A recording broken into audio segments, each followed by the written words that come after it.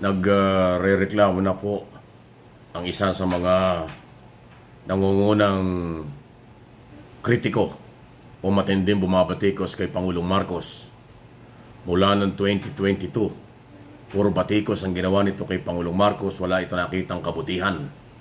Pero ngayon, nasira na daw ang kanyang pamilya at ang pinagbibintangan ng pagkasira ng pamilya ay kagagawan daw ng Quad Committee, yung public hearing ng 4 na komite o Quad Committee sa Kongreso. Ang tinutukoy ko po ay si Harry Roque. Dahil ngayon, pinaghahanap na siya ng Kongreso matapos siyang i-contempt muli dahil sa hindi nakikipag-ugnayan, hindi nakikipagtulungan at hindi sinunod ang pangako niya magsusumiti siya ng mga dokumento tungkol sa mga corporation na kinasasangkutan ng nilang mag-asawa.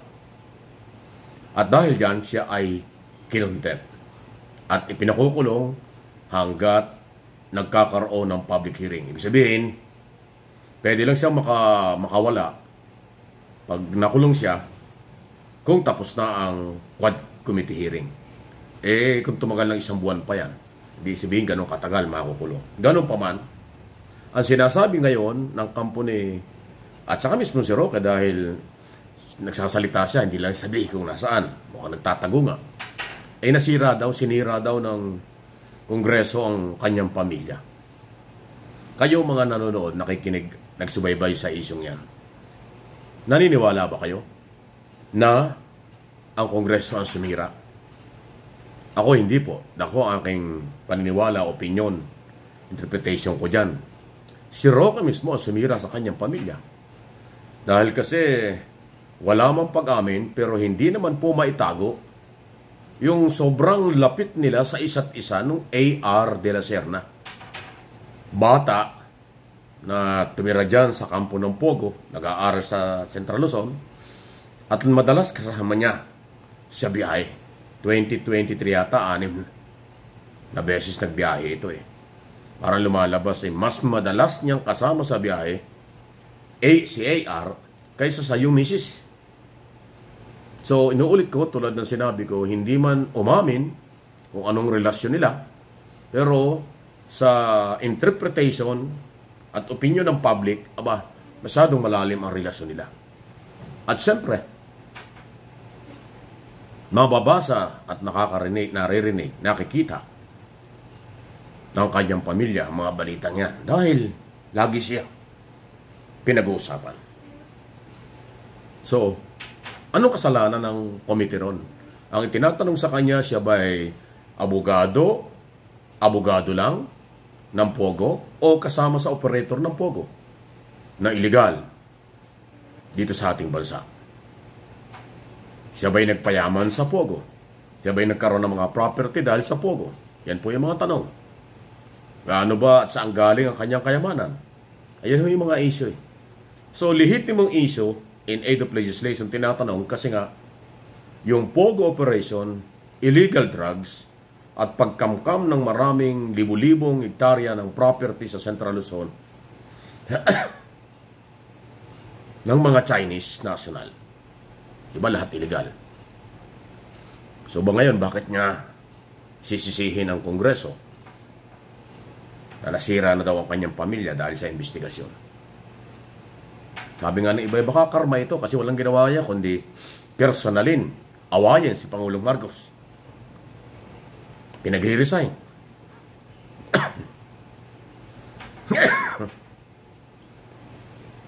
Pinapaalis sa pwesto si Pangulo. At kung ano pang mga sinasabi nga sa kanyang social media account, sa interview sa kanya, mula nang siya hindi manalo ng eleksyon ng 2022, nakasama ng BBM noon, sa halip na siya tumulong, so, puro batikos.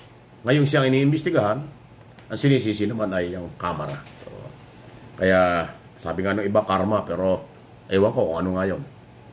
Malaya po kayo kung ano yung mga pananaw dyan sa nangyayari kay Harry Roque.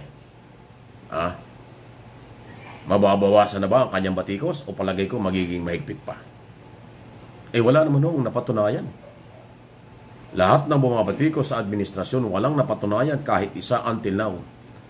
At yung mga bumabatikos, isa-isang bumabagsak. Katulad ni Harry Roque, bagsak na yan, nasira yung pamilya eh. Dahil nakarating doon sa asawa na meron siyang malapit na sa pangalang AR de la Serna. Naloko na. Personal pero matindi. Hindi talaga naiwasan yan na mapag-usapan. Di ba? Lahat ng kinakampihan ni Roque, nagkasabit-sabit na. Kaya nga sabi ko, karamihan sa mga bumabatikos sa administrasyon, dahil majority ng mga Pilipino ay naniwala sa administrasyon, walang suportang nakuha ang anti-Marcos. At ang nangyari, sila pa yung nagbabagsakan katulad ni Kibuloy, nakakulong na. Yung ICC, malapit na. Si Digong Duterte, dapat maharap din sa hearing dahil imbitado, hindi dumarating. Marami siyang dapat ipaliwanag tungkol sa human rights violation, pogos, at iba pa sa nakaraang administrasyon. So yan po yan eh. Kaya nga malinaw, kung araw pa sinabi ko, na nag-ingay lang ito mga ito, merong pinagtatakpan. Meron talaga silang maaaring maling ginawa. Meron silang nakitang kasalanan. Kaya gusto nilang pagtakpan, kaya ang kanilang plano at ginagawa, palitan si Pangulong Marcos, ilagay ang Pangulo na kakampi nila. Ay hindi naman pwede yun, kasi mamamayang Pilipino ang nasusunod. Kung sino magiging Pangulo sa magitan ng eleksyon, hindi pwersahan. At wala namang basihan para pwersahin na tanggalin si Pangulong Marcos. Kung ang iso lang ay tungkol sa problema ng mga Duterte, Kibuloy, at iba pa, wala yan. Lalo na yung Kibuloy case na ngayon ipalala ng palala ang iso, padami ng padami ang biktima, pabata ng pabata, lumulutang 12, 13, 14 years old ang biktima. Wala, bagsak talaga. Ang suswertihin pa dyan si Duterte. Kasi pag totally nag-take over siya sa lahat ng property ng Kingdom of Jesus Christ, mapupunta sa kanya yan. Pera, yung mamahal, alam mo si Kibuloy, puro milyon ang relo nun. Sa relo pa lang, puro milyon ang halaga ng relo nun. Walang daan-daan libo lang. Puro milyon. At napakaraming relo nun. Ang daming sasakyan. Aeroplano, chopper, at mga sasakyan, mga luxury car.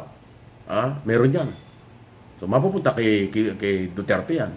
Yung mga building, yung mga bahay, mga mansion, pag-aari ng, hindi lang po pag-aari ng Kingdom of Jesus Christ ang mapupunta sa kanya.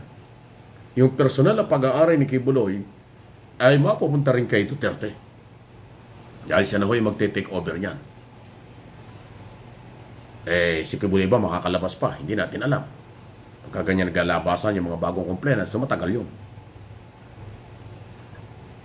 74 years old na. Kung makakulong ng 10 years yan, 84 years old sa kulungan. Baka hindi lang yun. Sa dami ng di umani biktima. Kung mahatulan siya ng kung ilang taon bawat isa, pag pinagsama-sama mo. Kaso pa lang dito sa Pilipinas. Paano yung kaso niya sa Amerika? Mas marami ang complainant sa Amerika kaysa rito. So talagang kulang na yung panahon para sa kanila. Kaya si Duterte ang panalo dyan. Kasi yung mga property at lahat sa kanya mapupunta yan. Dahil siya nga yung mag-take over na bilang administrator. Ang tanong, makakasundo kaya ni Kibuloy yung ilang mga opisyal at member ng Kingdom of Jesus Christ? Abangan natin. Panibagong issue yan. Any comment, reaksyon sa ating pinag-usapan sa umagang ito? Please like, subscribe, and follow.